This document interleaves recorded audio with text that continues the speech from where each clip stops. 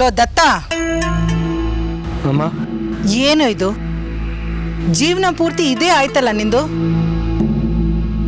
ಇಷ್ಟಪಟ್ಟಿರೋ ಹುಡುಗಿನ ಮದುವೆ ಆದೆ, ಈಗಲಾದರೂ ಸಿಟ್ಟು ರೋಷ ಬಂದು ಫಸ್ಟ್ ಬರ್ತೀಯ ಅಂತ ಅನ್ಕೊಂಡಿದ್ದೆ. ನಾನೇನು ಮಾಡಲಮ್ಮ? ಏನು ಮಾಡಲಿ ಅಂದರೆ ಸಾಧನೆ ಮಾಡೋ. ಯಾರ್ಯಾರ ಹಣೆಯಲ್ಲಿ ಏನು ಬರ್ದಿರುತ್ತೋ ಅದೇ ಅಲ್ವಾ ಆಗೋದು. ನಾಚಿಕೆ ಆಗಲ್ಲ? ಹಣೆ ಬರ ಅಂತೀಯ? ವಯಸ್ಸಾಗಿರೋ ನಾನೇ ಹಾಗೆ ಮಾತಾಡಲ್ಲ, ವಯಸ್ಸು ಹುಡುಗ ನೀನು ಹಣೆ ಬರ ಅಂತೀಯಲ್ಲ. ನೀನು ಹುಟ್ಟು ನೋಡ್ಕೊ, ಹೋಗಿ ಸ್ನಾನ ಮಾಡ್ಬಿಟ್ಟು ಬಾ, ತಟ್ಟೆ ಇಡ್ತೀನಿ. ಹ್ಞೂ ಹ್ಞೂ ಹ್ಞೂ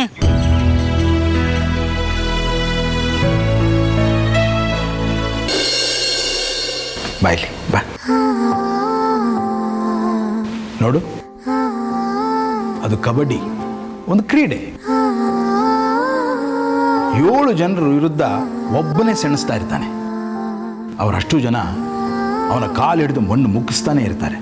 ಆದರೆ ಅವನು ಗೆದ್ದೇ ಗೆಲ್ಲಬೇಕು ಅಂತ ಗೆಲ್ಲೋ ಪ್ರಯತ್ನ ಮಾಡ್ತಾನೇ ಇರ್ತಾನೆ. ಗಡಿ ಮುಟ್ತಾನೆ, ಗೆಲ್ತಾನೆ. ಇದೊಂದು ಆಟ. ಇದನ್ನ ನಿನ್ನ ಜೀವನದಲ್ಲಿ ಕೂಡ ಬಳಸಬೇಕಮ್ಮ. ಹಾಗಾದ್ರೆ ಬಿಡು, ಇಡೀ ಪ್ರಪಂಚದಲ್ಲಿ ಎಲ್ಲರೂ ನೀ ಮಾಡಿದ ತಪ್ಪು ಅಂತ ಹೇಳ್ತಾ ಇದ್ರು, ಅವರೆಲ್ಲರಿಗೂ ನಾನು ಮಾಡಿದ್ದು ಸರಿ ಅಂತ ಕೂಗಿ ಹೇಳುವಂತ ನಂಬಿಕೆ ನಿನಗಿರ್ಬೇಕು. ಆರಂಭದಲ್ಲಿ ಅವರು ತಪ್ಪು ಅಂತ ಹೇಳ್ಬೋದು, ಅವಮಾನ ಮಾಡ್ಬೋದು, ಚಿಮಾರಿ ಹಾಕ್ಬೋದು. ಆದರೆ ನೀನು ನಂಬಿಕೆ ಬಿಡಬಾರದು. 4 ದಿನ ಹೋದ್ಮೇಲೆ ಎಲ್ಲರೂ ಅದಕ್ಕೆ ತಲೆ ಬಾಗ್ತಾರೆ. ನಿನಗೆ ಗೊತ್ತಾ,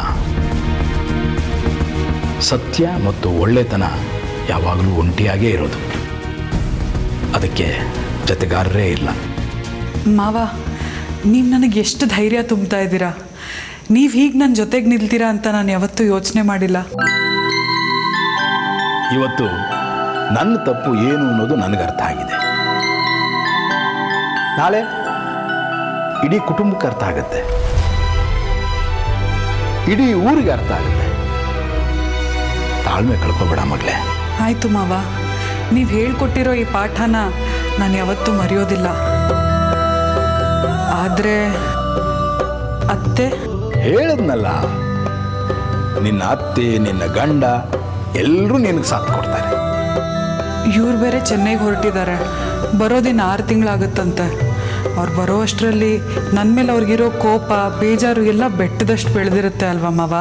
ಅಯ್ಯೋ, ಚೆನ್ನೈಗೆ ಹೋಗಿ ಇನ್ನೂ ಭಾಳ ದಿವಸ ಇದೆ.